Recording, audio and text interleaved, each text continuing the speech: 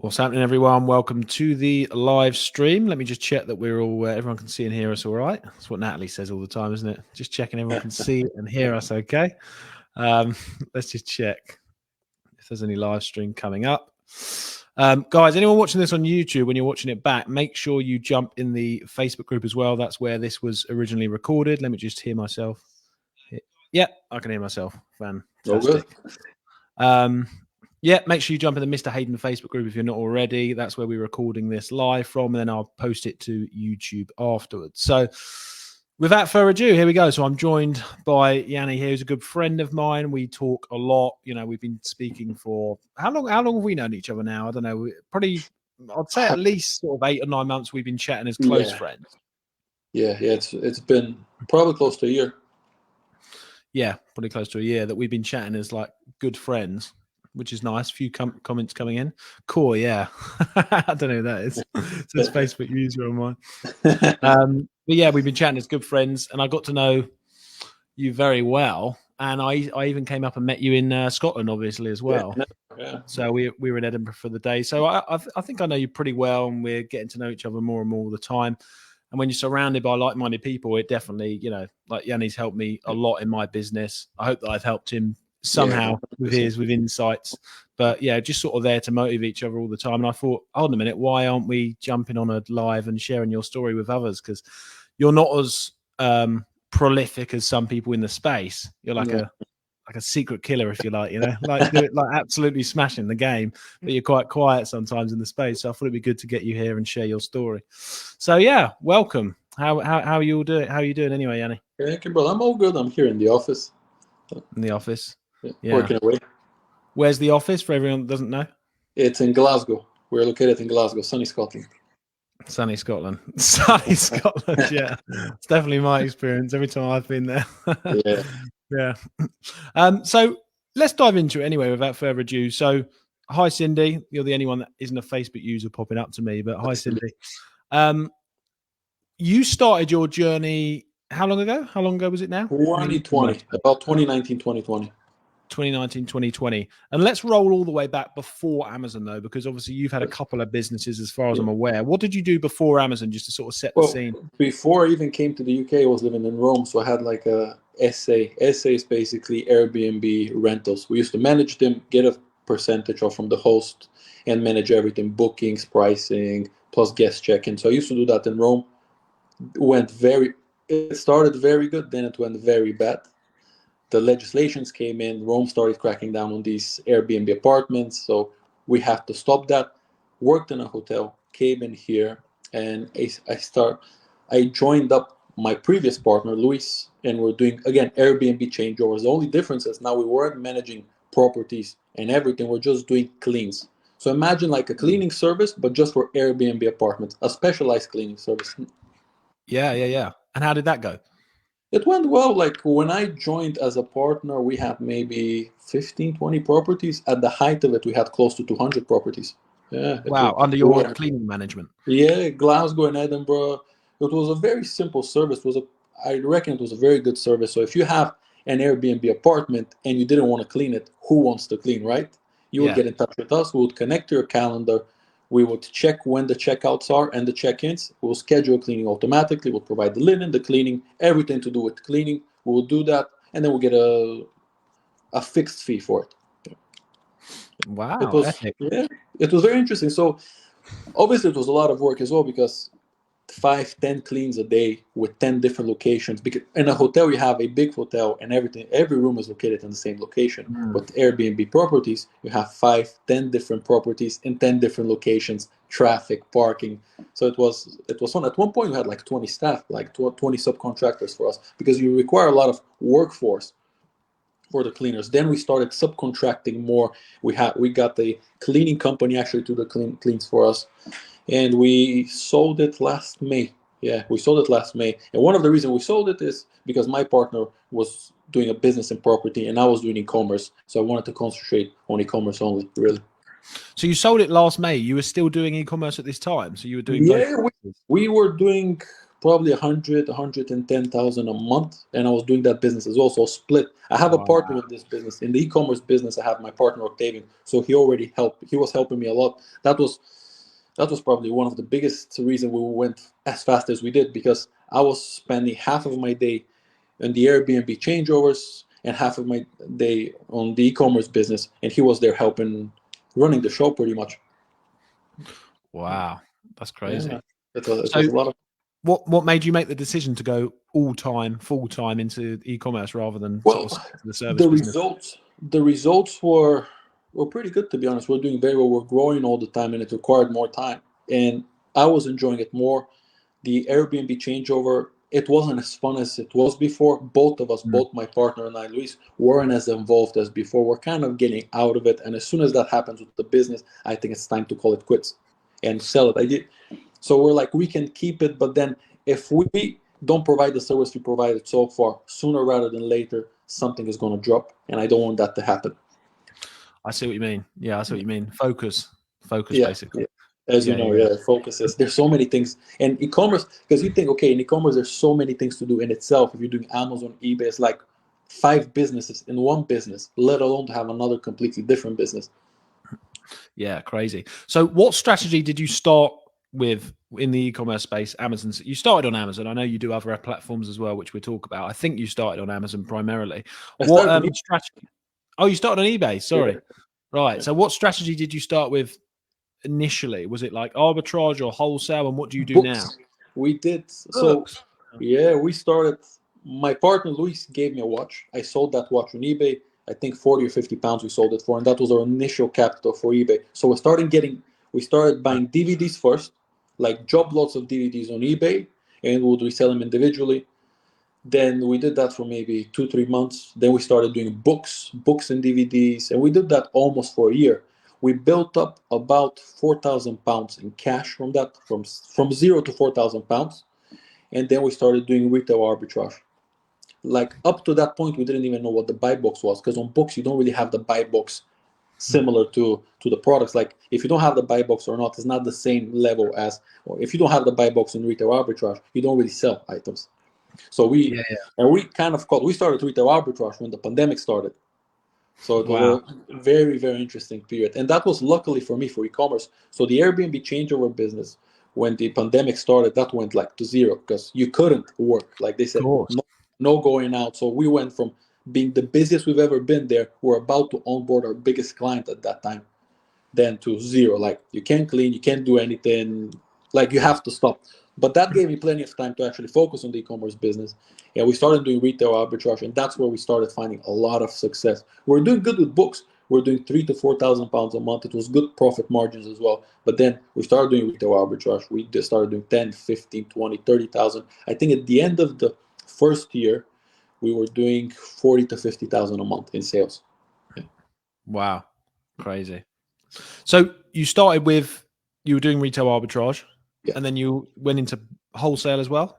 Yeah, well, yes, because usually when you're doing retail arbitrage, you can only get so much stuff from the shops. What we used to do is we used to go to the managers and open like accounts with them. We're like, if you get this product, can you order 300-400 for them? And they will do like a wholesale order for us. But obviously, you have to go with a van and collect that. And many times they wouldn't have the stock. So we started actually looking for wholesalers, because retail arbitrage, when you start doing more volume and sales, you can only get so much. When it becomes, you have to be every day driving around, which is not practical. So it was like an organic push into wholesale. Yeah, But now exactly. you don't just do wholesale, do you? You do a mix of bundles as well, I think. Yeah, What strategies do you do now? well, it's to say one strategy. We do, obviously we get all our stock from wholesale, or mostly Yeah. from wholesale. We still do some OA just for replenishable stuff if we can get it from wholesale, but to get most of our stock from wholesale. We do bundles here. We do some bundles. We do unique bundles. We do some multi packs, and we sell on all the platforms. So we sell on TikTok Shop, eBay, Amazon, and our website. Yeah, that's what I was going to talk about as well. Yeah, a little bit later on. But you do with the Amazon stuff, you do FBA, don't you? But you've got found a lot of your success with MF. Well, there was one point we're doing 100% FBA. Now we do 0% FBA. Wow, 0%. Amazing. Yeah, and some people might be shocked. The reason we stopped FBA is we managed to be more competitive on merchant fulfilled. We got very good rates on merchant fulfilled. We had very good connections there. And just for cash flow perspective, it was better because if I list something today, I can sell it today. On FBA, you need to create a listing, you need to send it out. So maybe in 3 to 5 days, a week it goes live. Then you need to sell it, and then you need to get the cash. So the cash cycle is much bigger. And you couldn't sell on eBay, you couldn't sell on the website, you couldn't sell on other platforms. Yeah, that's something me and you talk about a lot, isn't it? When we're on WhatsApp voice note and stuff, we just talk about the main issue with Amazon has always been for us the cash flow. You know, in a stock-based business, where a service-based business, a lot of the time, like you're cleaning stuff, I'm sure if you get good clients, they'll probably pay the invoice within a week or so. With Amazon, you've got to buy the stock, you've got to wait for it to get delivered. The moment you buy the stock, your cash is invested, obviously, and you probably don't get that back.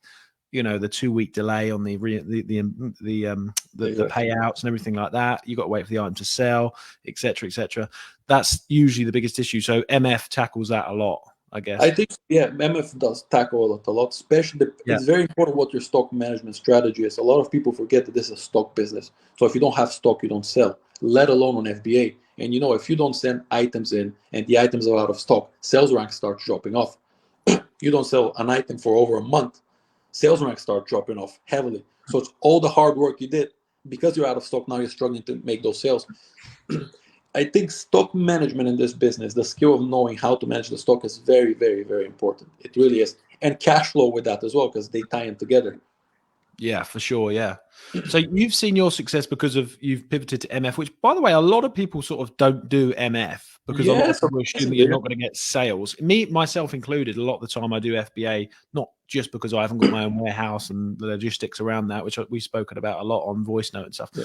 But it's more so like I worry that I'm not going to get as many sales if I pivot to MF. But what you're saying is that you can be more competitive, obviously, with MF. So you might get the same or still a decent amount of sales.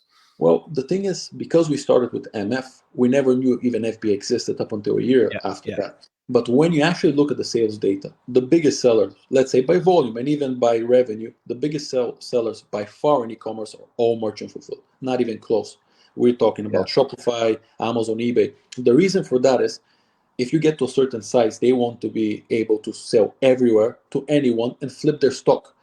So I think merchant fulfilled is probably, I don't say that it's as popular as FBA, but bear in mind, if you're selling on FBA for £16 and I sell for £12 on merchant fulfilled and I deliver it in 2 to 3 days and you deliver it next day, like you don't have that much of competitive advantage. And it's £4 to £5. Some people, for them, it makes a difference.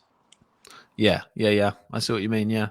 So can you give us a little overview of what sort of numbers you're doing at the moment? You know, just to share everyone a bit of the level that you're at. We do about 140 to 150,000 a month. Obviously, sometimes it's more, sometimes it's less, but it's really about that. Is that just on Amazon? That's on altogether on Amazon we do about 130. I would say 120 to 130. Altogether we do 150 to 160 if we put all the platforms. Number one is Amazon. Number two is eBay, TikTok Shop, and website. Those are our platforms. Amazon, obviously, it's the biggest because it's king of traffic. You know that. Yeah, king of traffic. Yeah, but you've been trying to incorporate obviously other selling methods like the website, like eBay. eBay, you said you started on, which has always sort of been stable for you. But then TikTok Shop recently as well, which you've been seeing on, which is really fascinating. So tell us a little bit your journey about sort of, I guess, why you wanted to diversify in the first place, but then like the success that you've had so far with like TikTok Shop and the website and everything. Well, Amazon is always a platform. As a platform, traffic-wise, it's unbeatable. Like there's no one. eBay is not close. Not even TikTok Shop is close yet. We wanted to diversify because I don't want to sell. I have already the warehouse, so it's easy for me to all the catalog of products I have. I can switch it to eBay. I can switch it to TikTok. Obviously, it creates more sales and more volume, but the work doesn't change as much. And we have a person handling all those platforms for us. So for us, it was, I don't want to rely on Amazon all the time. I want to be able to sustain the business with other platforms as well, plus the website. Not only the business, in my opinion, as an enterprise value becomes more important, you can sell your business, quote unquote, and it's more valuable compared to if you just have it on one platform, because as you know, something happens to that platform, all your income is gone. You don't want to be in that position. Yeah, for sure. So that's your goal, to sell the business one day? Well, I wouldn't say necessarily goal, but I want to build a business that's sellable. So if an offer comes, we can do it, but it's not like something like, oh, I want to sell the business right now. If it comes to that point, and if it's an amazing offer, and we don't want to be as active in the business, yes. But as you know, things change. Now we're very passionate about the business. We want to achieve this amount, but in 5 years, 3 years, 2 years, everything can change. And an offer, it's always welcomed. But I think I think a good business is a business you can sell. So regardless if you want to sell it or not, it should be sellable. Yeah. Management team, profitable enough, recurring type of profit. You don't want to be making 20,000 a month in December, and then you do 100,000 in January. Or if you do, you need to be able to explain it. Why is that? Because there's a lot of seasonal businesses that do very well, but you need to understand and buy stock for that season, as you know very well. Yeah, makes sense. Yeah, I know that very well. The seasonal business that I'm in. Fascinating. So TikTok Shop, did you find that easy to set up? Because I think a lot of people are interested in that at the moment. Did you find that easy to set up? And like, is it like the PPC that you have to do on Amazon to get yourself listed? You have to do PPC on it, or their own version of PPC? How do you sell products on TikTok Shop? So TikTok is similar to eBay and Amazon, I would say. Mm. Now, to set up, it wasn't as easy for us. It wasn't at all, because we put a couple of listings just to try, and we sold it, but it was difficult for us to link up with the couriers. We have a courier management system that we managed to connect, but if you don't have it, it's a bit complicated. So if you're a smaller seller, you need to be very careful with the actual shipping. You need to make sure that the shipping is by seller and not by platform. After that, once we sorted that out, we started listing heavily. We don't have many listings. I would say we have about 500 listings now. And yeah, I mean, let me check, because I have the board there. Last week we did 1.6 in sales, 1,600. It's not a big amount, but it's a new platform. This month, if everything goes well, we'll probably be close to 10,000 in sales in TikTok. We did about 4,000 so far. And it's growing every day. Bear in mind, this is not even a month old. And the platform is very simple. You list the products. You need to make sure the images are good quality. It's the same process. Keywords. No PPC is required yet. You don't need to advertise it. That's another thing. And the fees are 5%. Yeah, the fees are much lower, aren't they? Yeah, that's the one thing when you're not selling on Amazon. Although we love Amazon, I mean, some of the products you sell, I know you've got your website as well and TikTok. You can probably sell them 20-25% cheaper when they're not on Amazon. You know, like obviously, Yanni's just been setting up a website for me actually, and the products that I'll be able to sell on there are actually, I'll be able to sell them for 25% cheaper than what they are on Amazon, you know. Exactly. So as long as you can, it's just about getting the traffic to them sites, isn't it? But TikTok seems to be pushing traffic organically, and you've got low fees, so it's like a win-win at the moment, isn't it? It's if you have, in my opinion, if you have a warehouse or any storage space or anything, you do physical merchant fulfilled, you should definitely open TikTok Shop just to try it. eBay as well. eBay is very good. eBay, you get instant payouts, so you can get paid every day for whatever you sell. 100%. Yeah. If I had my own warehouse, I'll be all over that. Yeah. We've spoken about the logistics and stuff. When you're using 3PLs and stuff, it's a little bit more complicated, but it's definitely still a massive opportunity for sure. Yanni, so obviously you're doing what you're doing now. You're doing a mix of wholesale and bundles and all that sort of stuff across multiple platforms. If you are starting again right now, just to give some really good value to the new viewers, the new sellers or whatever, what would you be focusing on right now? What do you think the biggest opportunity is in terms of, one, like the strategy you're implementing, whether it's private label, bundles, arbitrage, etc. Two, what platform would you be using or focusing on? If it's e-commerce. Yeah, if you were starting again with the knowledge that you've got.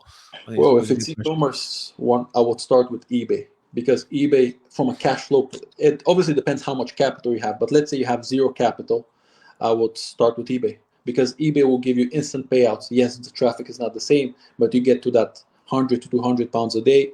You get a couple of hundreds a day from payouts, and you start building your bankroll. Once you do eBay for a couple of months, and because you have the knowledge, you start binding that cash.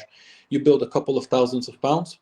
I would go to Amazon, start retail arbitrage, get the 8 to 10,000 in cash. When I say in cash, actually cash in the bank, and by that time, look at the wholesale route. That's what I would do. Obviously, retail arbitrage can be very, very profitable. I think people really underrate it. Retail arbitrage can be more profitable than wholesale if done correctly.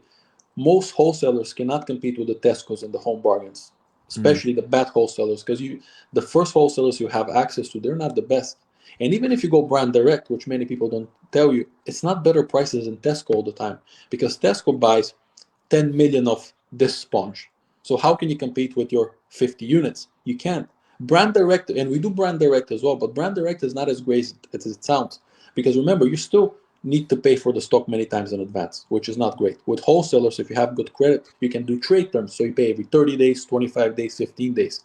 So if you have a fast turnaround, you can pay with their money, quote unquote. Like by the time you pay them, you already sold the stock. And you can establish a relationship. This is the thing where I've always thought, obviously, you know, we talk so much. This is the thing that I think you're the smartest on.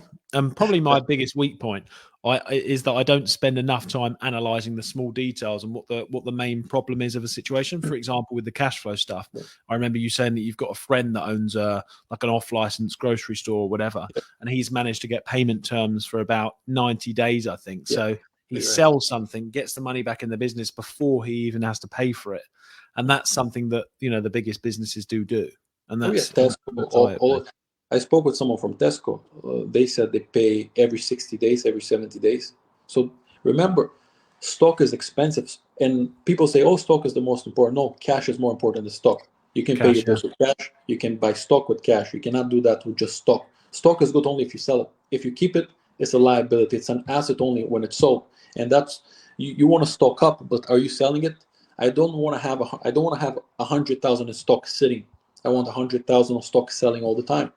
And merchant fulfilled, you can definitely do that. FBA is a little bit more complicated, but you can still implement that. 100%. Even like people that have a warehouse, you know, there's pros and cons of both. You know, using a 3PL warehouse, 100%. You know, I've got a lot of freedom and stuff. I travel a lot, but a lot of the times I just wish I had my own warehouse because. Prime example right now, we're coming up to Easter and I didn't have time. I didn't prioritize enough time to create my Easter bundles, right? You know, just to make the most of that huge demand. And if I had a warehouse, I could just chuck a few MF listings up right now and still make it in time. Whereas unfortunately, because I only do FBA, I'm not going to make it in time. By the time I've got it delivered and sent it to FBA, it just doesn't happen, you know? So there's a lot of perks having your own place for sure. And speed. And another thing people don't mention is if you're creating your own listings, let's just say you're creating your own listing, you can test products without being expensive. Like I can list something on Merchant Fulfilled today, and if it doesn't sell, it's all right to have another listing, or I can sell it on eBay. So the risk is different. I can create more listings if I want to. If you have a private label brand, even more, you create 5, 10 listings, whatever that is. Obviously, you want to keep the quality high, but you can test more, and the testing is not expensive. If you do 10 bundles today, you have to send them in for them to really be active. So you're taking a gamble on that. Yeah, that's it. But price is generally the most important thing, isn't it, as well? Which you can be so much more competitive as. Yeah, because remember, a lot of us, if not all, we're selling commoditized products. It's not like a service. Because a service, you can always say, okay, I give you this and you give me that back. But a product is something that's tangible. If a phone goes for a certain amount, unless you're an iPhone, you cannot be more than that. This glue goes for £3. I cannot sell it for 20 unless it does something crazy special. And if it does something crazy special, it's usually more expensive for me to manufacture as well. Yeah, that's it. Yeah, you're right there. Yeah, it's commoditized in terms of services and, you know, softwares. You can add a load of bonuses. You can put a load of extras on there, even if people don't ever claim insurances, you know, even if it, but yeah, you can't. You're right. Yeah, there's a certain ceiling you've got, so you've got to be competitive.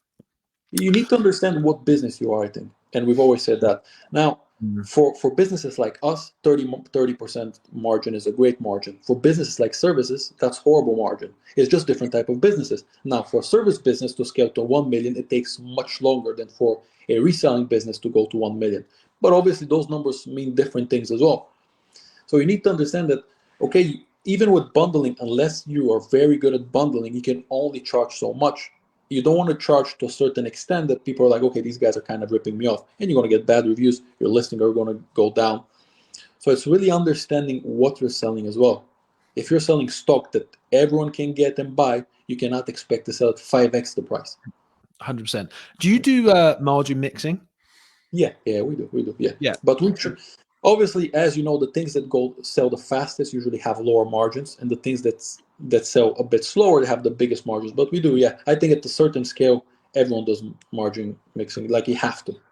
Yeah, it's something that I've really focused on as of recent, last couple of months, I've started introducing a lot of faster selling but lower profit items, just to sort of soften the blow of the sales time. Because actually, when people are struggling a little bit more, when people haven't got as much money, when people aren't paid yet, and middle of the month always seems a bit iffy, as we've spoken about before, the products that still sell are the low price ones.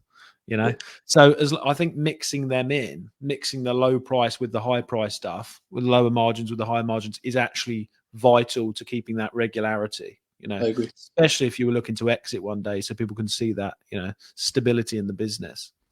And in your case, as we spoke, you have the skills of making the listing already, because you've done so many listings. And I think that's the important part, because products, ideally you want to focus on a niche idea at the beginning, because that's where you get the competitive edge. But if you learn how to make products, and if you learn how to research products, you can learn any niche in a shorter amount of time. Yeah, 100%.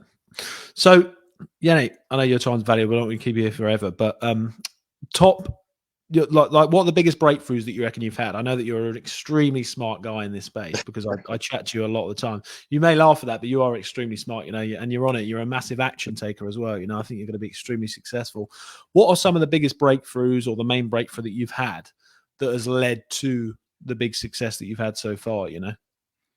Oh, it's a lot of them, but one thing is really understanding your numbers, and that sales are the most important thing when they have big profits. Meaning, yes, I want to have a lot of sales, because without sales you don't even have profits. But make sure that the sales you're getting, like if you're doing 150,000 in sales, make sure you're making a good margin. A good margin might mean different things for you, but on 150,000, you want to be netting at least 15,000. You want to be doing that. And if you're not, you need to find out that. And if you're not doing that, okay, can you operate on that margin? Remember, the lower the margin, the more you need to be careful. If the shipping changes, if the fees change, you're going to get eaten from the fees. Yeah, 100%. I think actually, that's something that we spoke about, because I almost went down a route that I didn't actually want to go down, with a tiny margin business and high volume.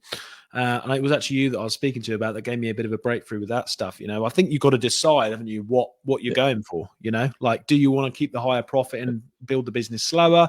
Or are you going to start taking out loads of loans to get that extreme growth? But obviously, there's a lot of risk that comes with that.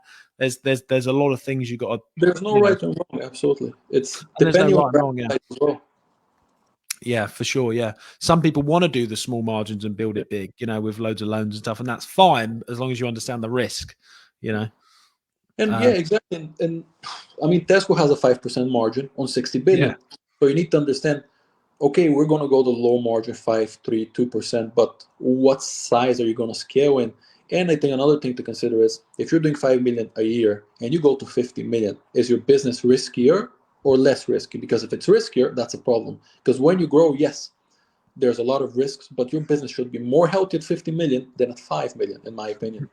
Because I mean, sales are great, but if you're doing 50 million, then you do. And I know businesses that they make 40, 50 million in sales, and they make 300,000 to 400,000 in profit.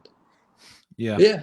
Like, because I remember once we got a letter, an email. Actually, my business partner was acquiring business at that time, and it was like a big business. They were doing 35 million a year, and they were losing 500,000 or something like that. They were going to liquidation, because it's very easy to, okay, you generate sales, but without profits.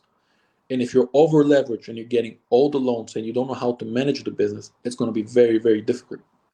And as we see with Amazon lending now is stopping, from what we know. And today, actually, which is great, we repaid all our Amazon lending. We don't have any Amazon loans anymore, because we got loans at the beginning, because as you know, it's easy money, but that can very easily put you in a position of, I need to get loans to survive now. Because if you have to pay 15,000, 10,000 a month to Amazon, you need to make those sales. Now you have to make those sales. 100%. Yeah. I've been in this space for probably about 4.5 years, but I've never taken Amazon. I think I took 1,000 Amazon loan, actually, like £1,000 years ago, whatever. Pretty much never taken an Amazon loan. I use the credit cards as you do, but I've never over leveraged myself with that. I might have had slower growth, but now we've got good cash in the bank. We've got a really stable business, and it's building nicely. We make good profit.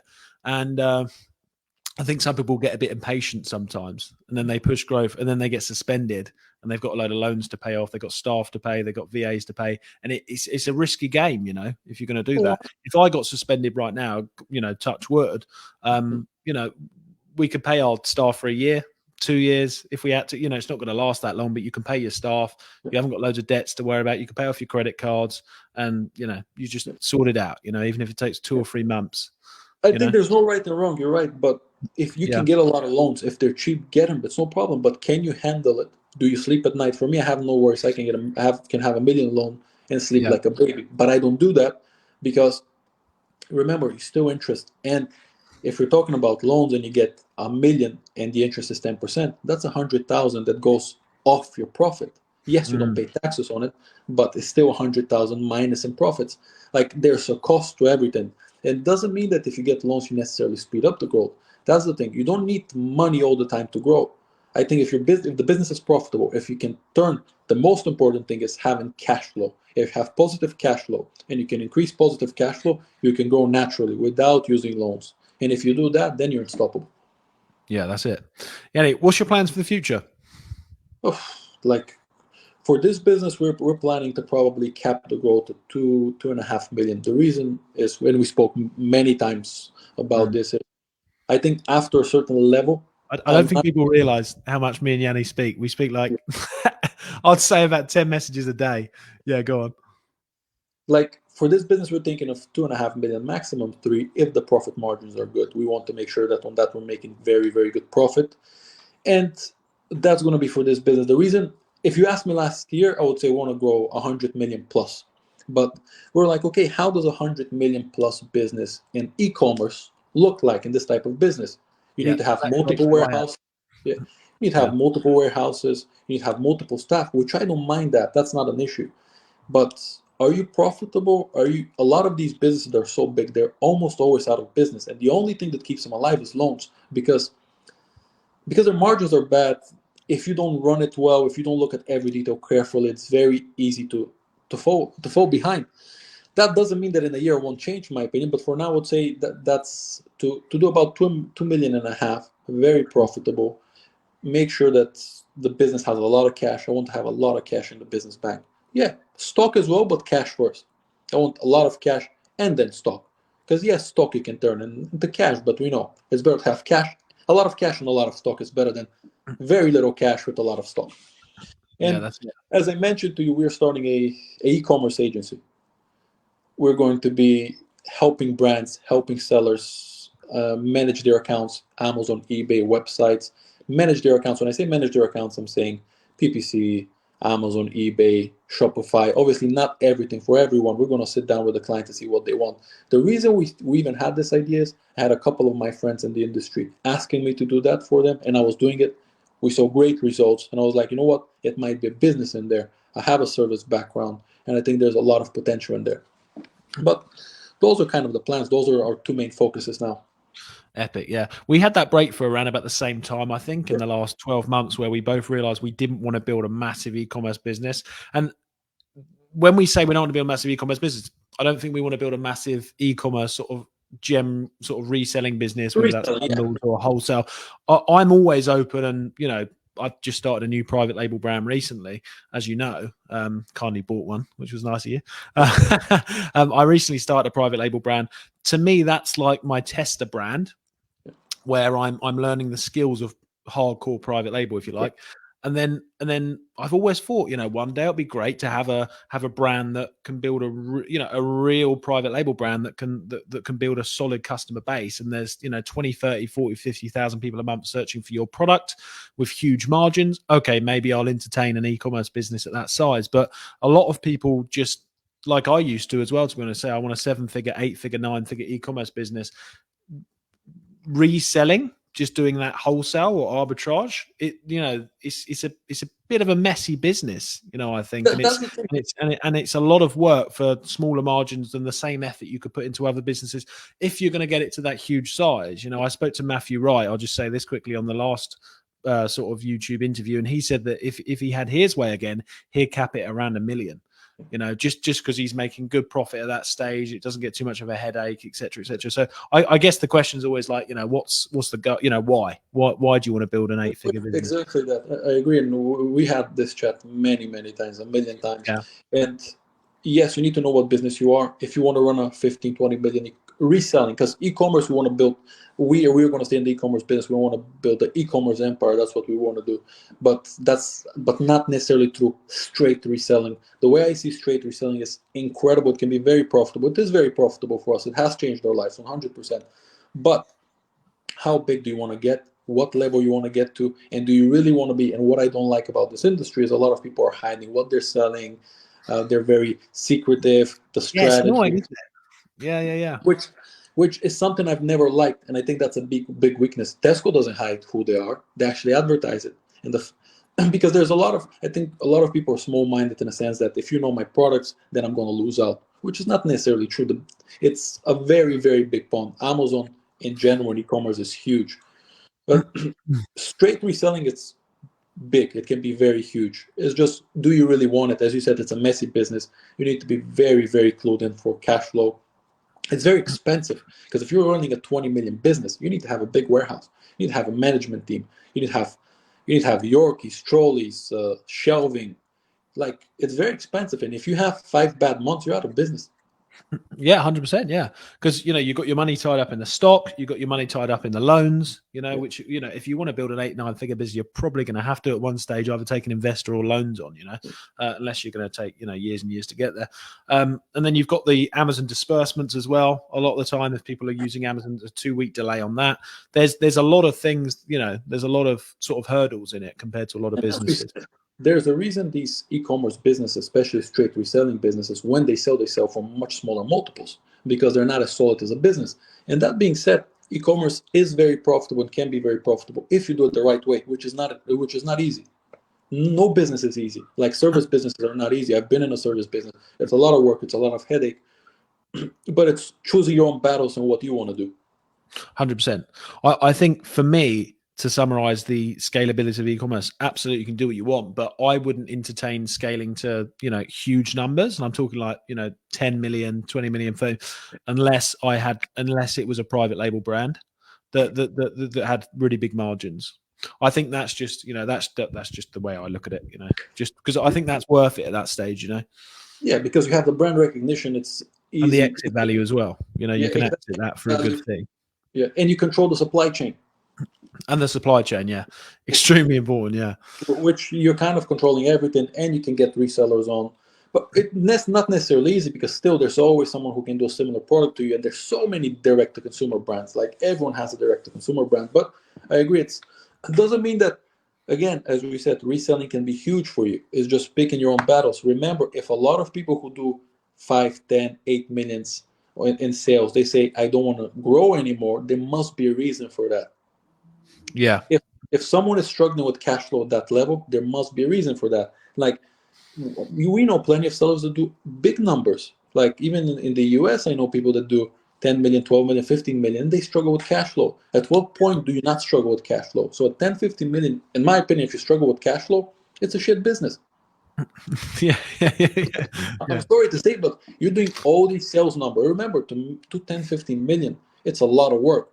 You have a lot of pickers, packers, staff, management team, VAs.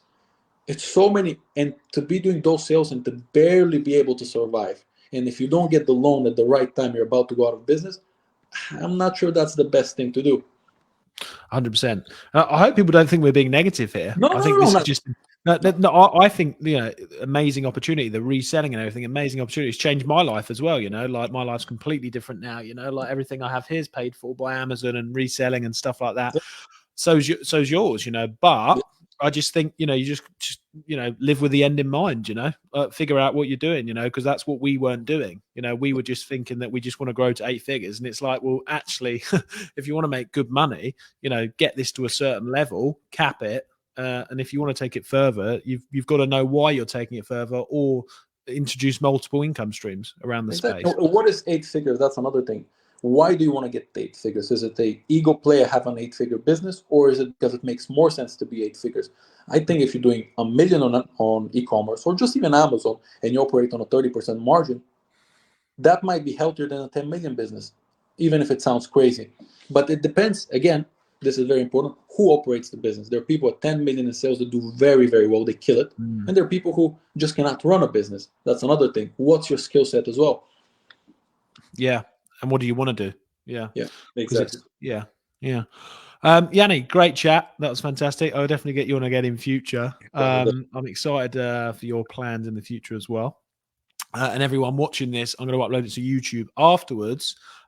Make sure you jump in the Facebook group, the Mr. Hayden Facebook group, because that's where this is recorded live, and you can watch all future lives in here as well. So yeah, that was it. Thanks everyone for watching. I hope you enjoyed it, and we'll see you all soon. Chat to you soon, my man. See you soon.